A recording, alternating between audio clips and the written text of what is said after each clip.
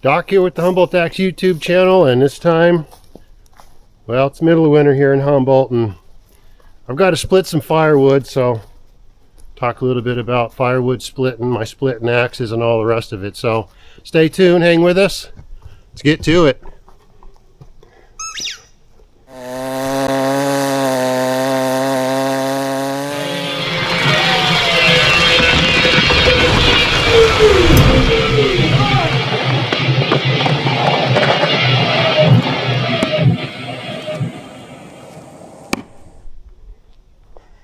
Man, well, doing a bark burn.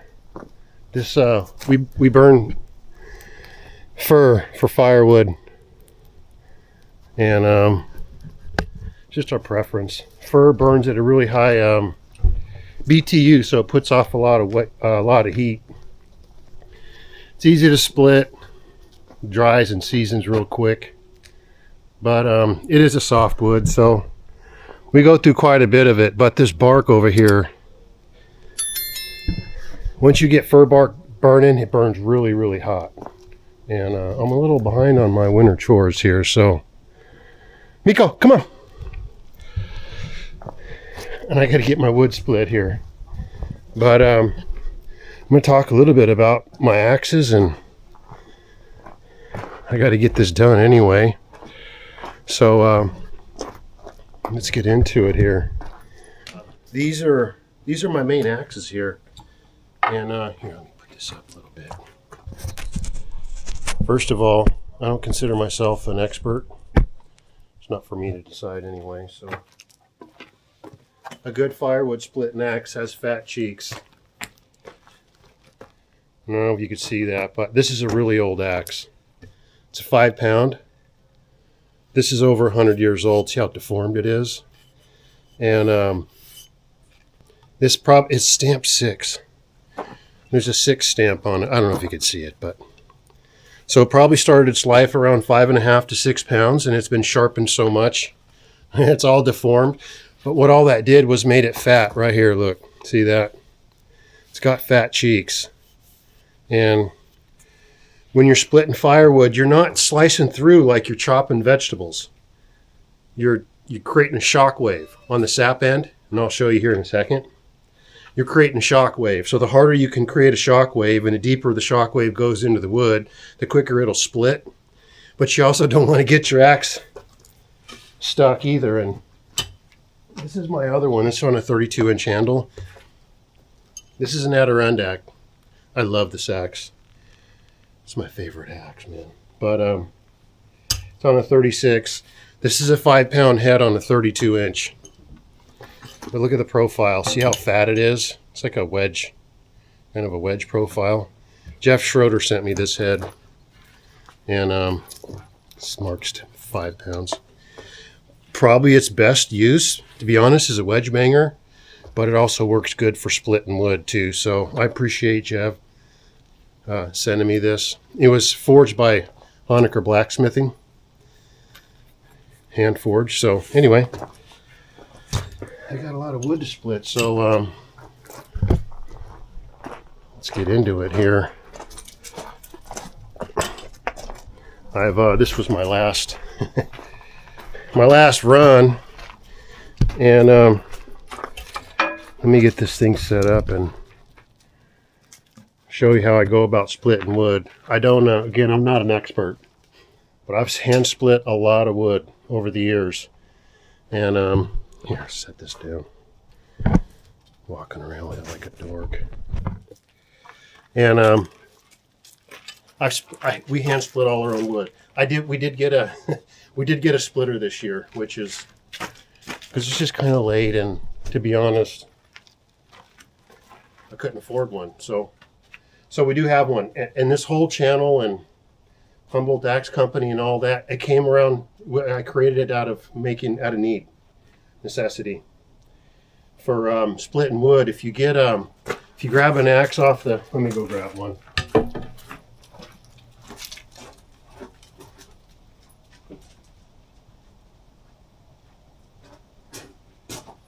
Go to the hardware store and grab one off the shelf. This is likely I use this. It's pretty sharp, but See the profile, how thin it is? This thing will get stuck all day long, man. And so I use this to pound all my wedges in my axes, to be honest. But as far as a splitting axe, it isn't worth the beans. But getting back to the original, I made axes out of use and need, and they're purpose built. So I do appreciate all the history and the brands, Kelly, True Temper. Come here, puppy.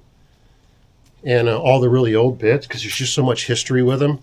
But at the end of the day, I really care about use, need, and, you know, do they work? And this thing's awesome. So that's how this whole thing got started. Was making axes out of need here. And then, of course, the channel kind of developed into me going all over our community and kind of celebrating the beauty of Humboldt and going about it. But let me talk about how I go about splitting my wood here. If you look at this wood, this one's wet. Maybe I can get a... Here, let's get this one.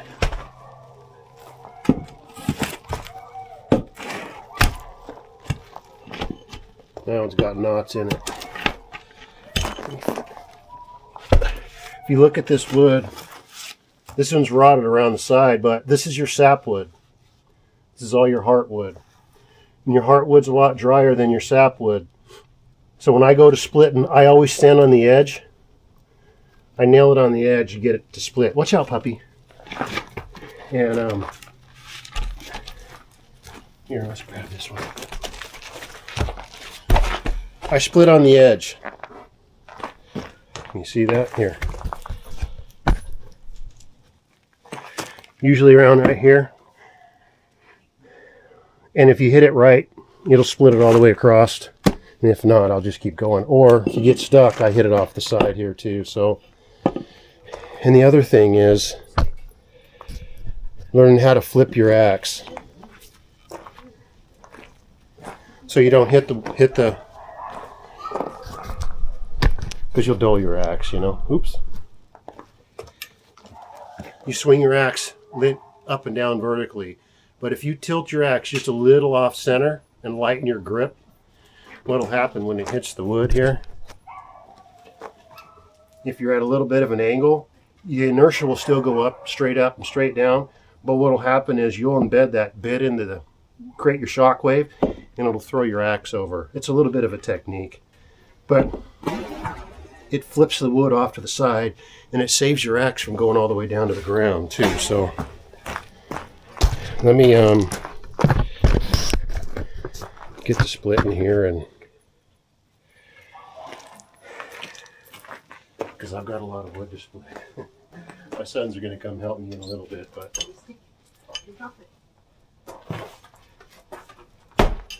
so I don't fool with it too much, you know.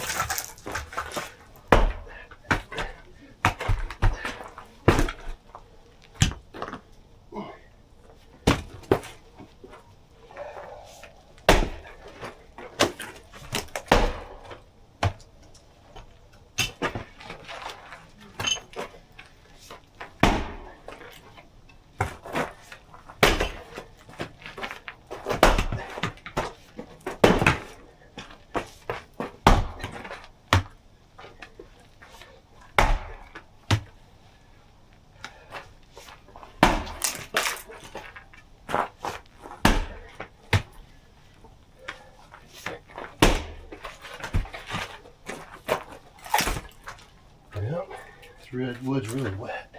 I should have split it by now, you know. Oh, big old knot in it.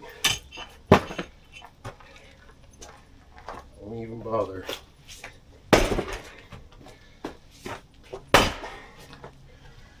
That's it. It's mostly technique, you know.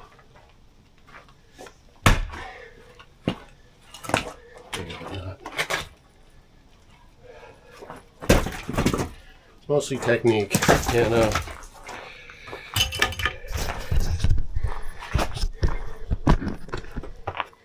I split all my wood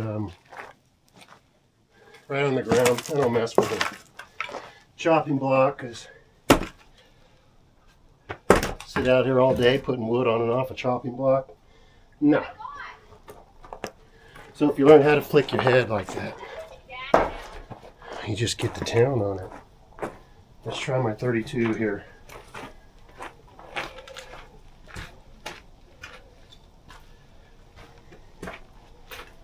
A lot of it's your axe, you know, but a lot of it's just technique.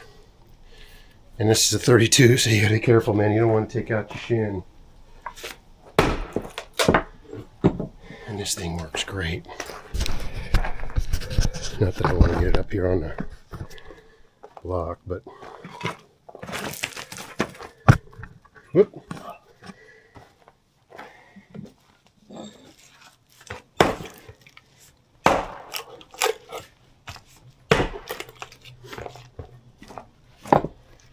It's really good wood.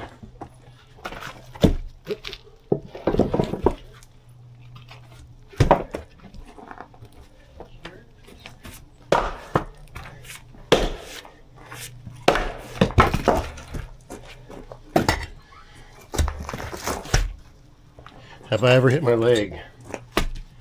The answer is no. Just gotta keep an eye on the path of your head, you know, and just be careful. That's it. I was reading an article, it's on Twitter or something. Some dude posted it and said, axes are for chopping, mauls are for splitting only. To each their own, but I beg to differ. I can split wood a lot faster with an axe, and with a maul, you know, you're swinging 6 pound up over your head, back and forth. And if you've got it on a chopping block, you gotta lift the wood up and swing that maul. You swing it like a sledgehammer. Axes, you swing like you whip it. You know? It's the difference between swinging a baseball bat and a golf club. That's why all my axes are head heavy. Whoop. You know what I mean? So it whips. That's gonna be full split. So you whip it, you know? All right, well, let's get to work here. Enough talking and more splitting.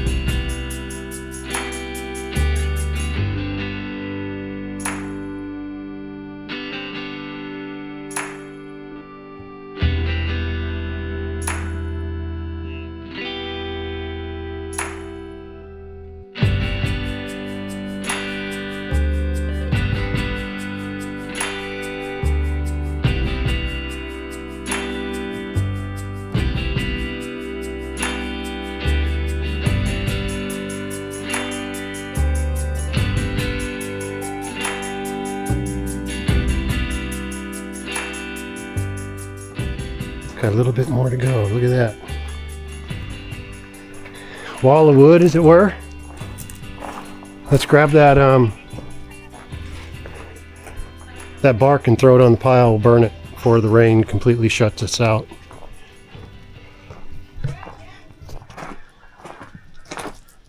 Made pretty good headway here. Oop.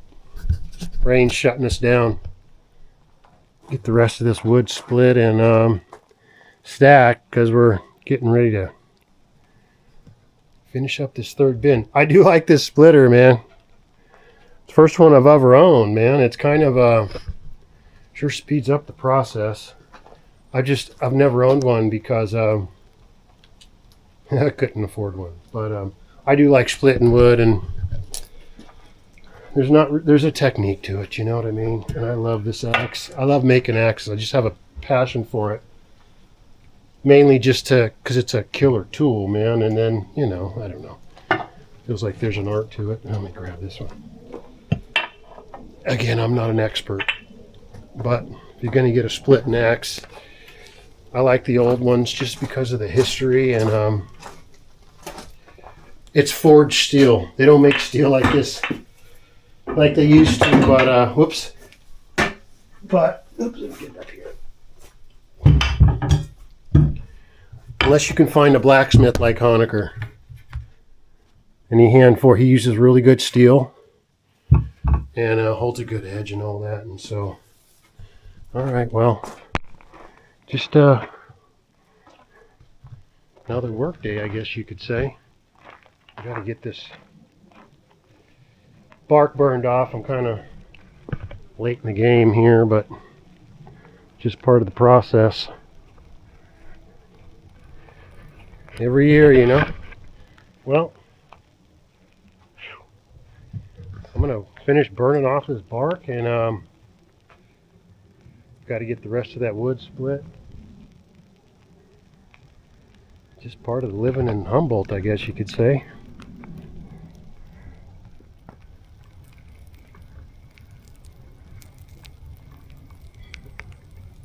It's amazing how hot this bark burns, man. It'll burn all night too. Well, thank you so much for watching. You know, my family and I, we greatly appreciate everybody's support, and we're almost at 70,000 subscribers, which is pretty incredible. So thank you to everybody for all the support. We really appreciate it, and hope you spend a good New Year's. This is what we're doing on our New Year's Eve.